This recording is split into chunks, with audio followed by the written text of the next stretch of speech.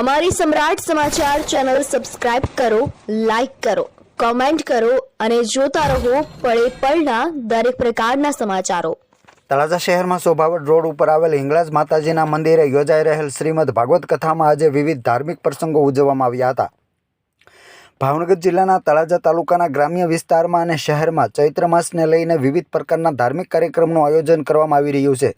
તેવી જ રીતે તળાજાથી શોભાવડ ગામ તરફ જતા માર્ગ ઉપર આવતા શ્રી હિંગળાજ માતાજીના મંદિર ખાતે તારીખ 21 માર્ચથી 27 માર્ચ સુધી શ્રીમદ ભાગવત કથાનું આયોજન કરવામાં આવ્યું છે। આ કથામાં દરરોજના માટે વિવિધ પ્રકારના ધાર્મિક પ્રસંગો ધામધૂમથી ઉજવવામાં આવી રહ્યા છે। ત્યારે આજે 25 માર્ચના રોજ રૂક્ષમણી વિવાહનું આયોજન કરવામાં આવ્યું હતું। આજે સાંજના 5:30 કલાકે આયોજન કરવામાં આવ્યું હતું, જેમાં વિશાળ સંખ્યામાં શ્રોતાઓ ઉપસ્થિત રહ્યા હતા અને ભગવાનના દર્શનનો લાભ લઈ ધન્યતા અનુભવી હતી અને હાજર સૌ કોઈ લોકો ભક્તિના રંગમાં રંગાયા હતા। વ્યાસપીઠ ઉપરથી શાસ્ત્રી શ્રી હરદેવભાઈ જોશી ભાવનગરવાળા બિરાજી પોતાની સંગીતમય શૈલીમાં કથાનું રસપાન કરાવી રહ્યા છે અને જેનો મોટી સંખ્યામાં શ્રોતાઓ લાભ લઈ રહ્યા છે।